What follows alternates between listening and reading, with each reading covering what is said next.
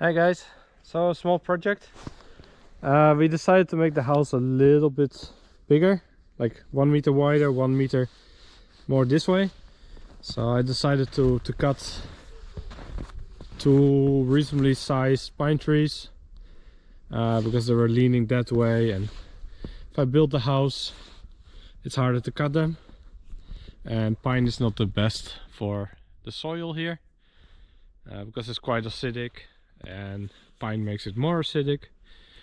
So I already removed the rest of the tree and I just made firewood of it.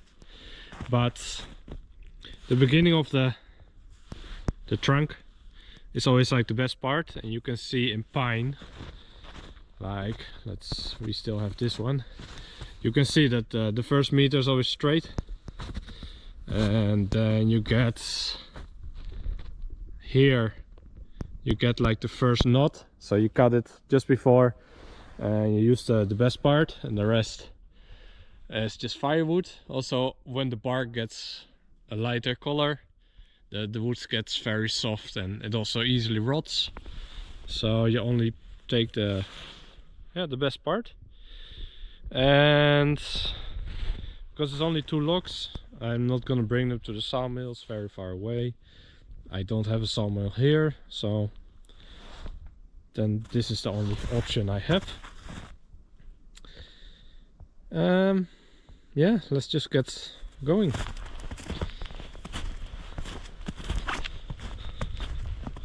I only make beams, planks is too much work, so I just cut off the left part and the right side, and I flip it, and then again left and the right side. And yeah, I would never make planks with a chainsaw mill. Maybe if you have a very big saw and the wood is very expensive, then maybe. I'm using just a regular saw, 2.7 horsepower, with a thin chain, so it's a thin blade. That really helps. So yeah, let's get going. Maybe I show you the adapter. I already showed it in another video, but it's just an L profile welded together, then distance holder, a very big bolt that is just as a spacer, and then I just drill a hole through the blade, and that is it. What is important is that you don't move the blade. Just when you start cutting, cut at the same angle constantly, and always have like a full tank of gas, so you don't have to stop halfway, because if you stop, the cut becomes less pretty.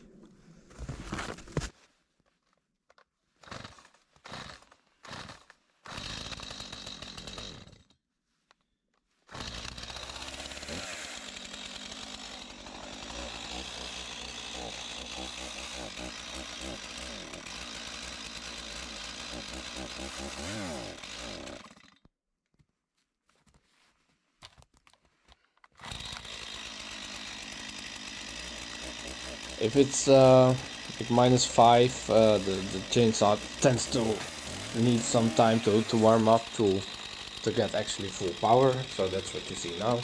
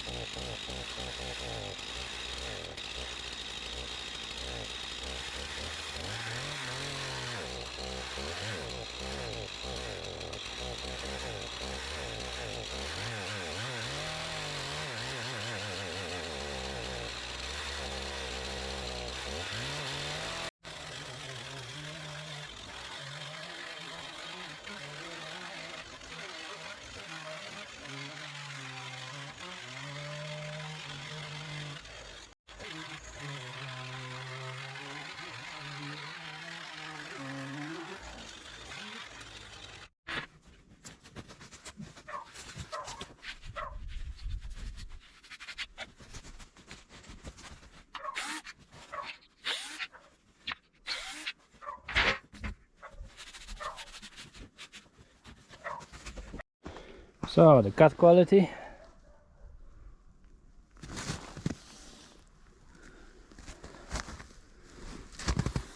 Here I didn't go deep enough, but this goes off with the second cut, so no problem. And this is like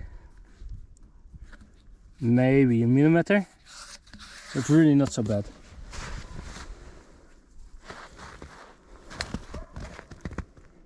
Well, let's do the second cut.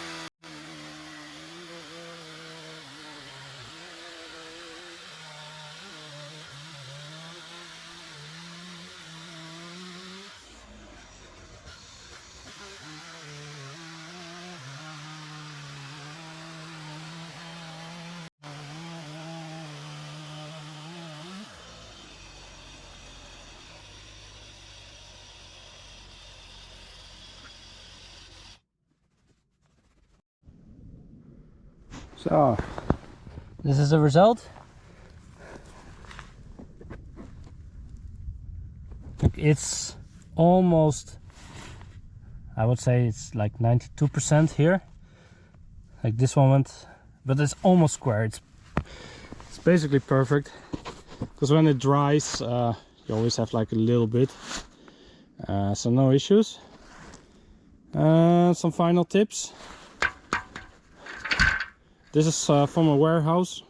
It's really nice, except if the lock is a little bit banana shaped, because then it is hard to connect this rails with screws on that, because you need very long screws. And let your saw run a little bit longer after your cut, then it can cool down a bit, instead of that it gets the shock after hard work and then bam, off. Yeah, don't push your saw too much. You could see how easily I went through this, but if this would be oak, yeah, it would be much harder, and you need a way bigger saw. The small chain, the fin chain, it really helps a lot. I think it helps more than a ripping chain, especially made for it, blah blah blah. This really works. Yeah, that's it. Thanks for watching. And it's actually not so cold. It looks very cold, but it's like -3. And when you're active, it's actually a very nice and comfortable temperature. So thanks for watching. Ciao.